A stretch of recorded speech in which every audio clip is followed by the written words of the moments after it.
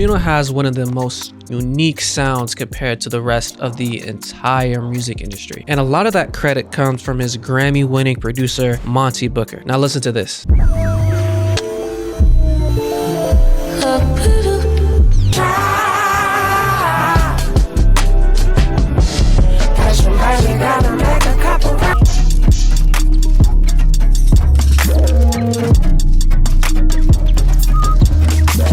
But what about his beats that make them stand out from the rest of the music industry? What about his production is Grammy awarding, and how can I replicate his sound? Now, I've searched through every inch of the internet trying to figure out what makes his production so unique. So today, I'm going to be analyzing why Monty Booker's production is, in my opinion, pure genius. For the past week, I've made countless beats under his style, and I'm going to be showing you a formula that I've constructed that's the closest on YouTube to date. And we're gonna see what are the differences between his production versus quite literally everybody else's in the industry. And this first part is by far the most important, because without it, it doesn't matter what else you do. It just won't feel as if Monty has made the beat. And what I'm talking about is the bounce, the drums. Now listen to this.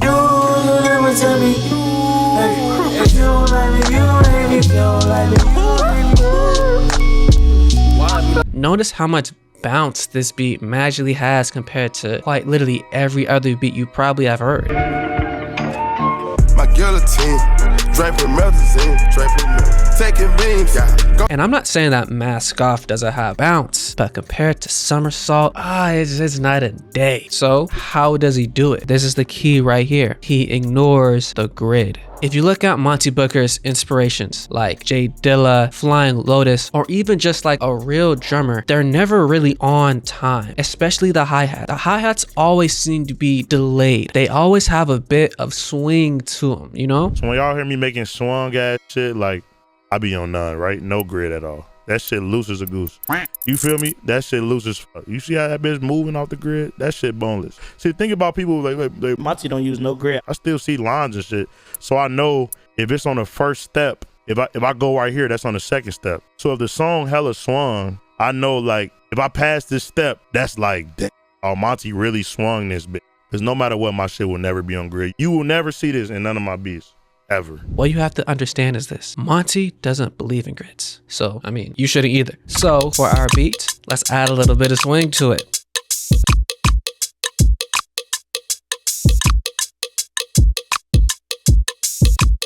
And then let's add an 808.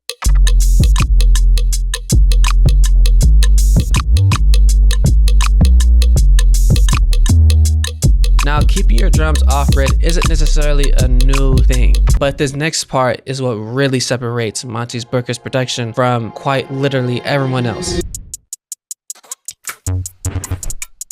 All right, what the fuck was all of that bullshit? And this, what you call a Monty beat. Random noises, you may not understand, but it could sound like one of those, you know, the beats LeBron be dancing to where he be like he be close as hell to the camera and he just be like.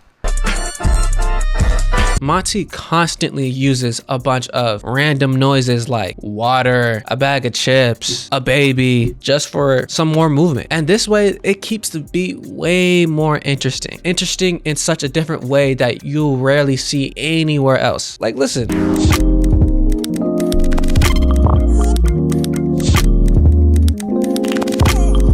I already know you've never heard a baby on a beat before. So let's just add some random sounds to it. Let's see how it sounds.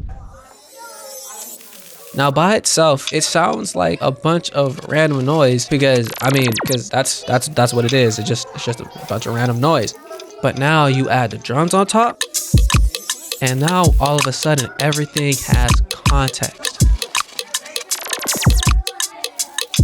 But the drums and the percussion is only one half of the pie. And without the other, well, you only have one half of a beat. So, I mean, this next part is quite literally the biggest part.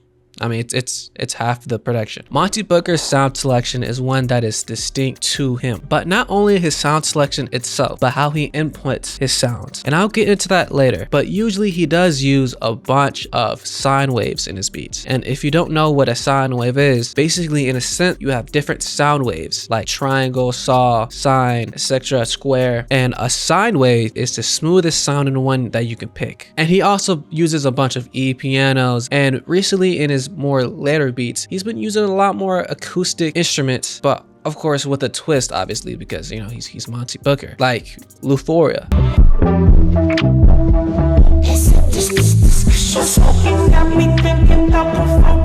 And just like the drums, a lot of his instruments have texture to them. For example, this sound right here that I've laid down in Pigments. And just like the drums as well, very few notes are perfectly on time. Remember, Monty doesn't believe in grids. And now that I've got that out of the way, let's get into the actual sound. Now, if you don't know what's going on, that's totally fine. Just focus on the music and the things that I have highlighted. And sure, yes, it does sound good right now, but what you got to understand, we are making a Monty beat, okay? Rarely he likes his stuff bare bones. So let's add some noise to it. Let's see how that sounds. And yeah, like, okay, see, it sounds better, has more character to it, but we're not done here. Lastly, let's go to the filter and let's add a lo-fi filter to it. And voila.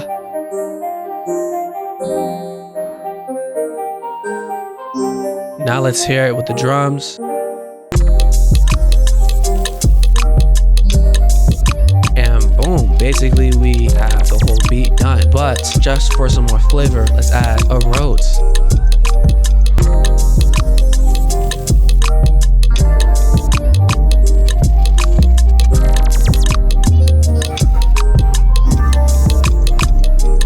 But Smino isn't the only artist that has his own uniqueness. Matter of fact, there's one artist that his beats are so next level that almost 10 years has passed. People are still praying for him to drop another album. And if you don't know why, click on this video right here.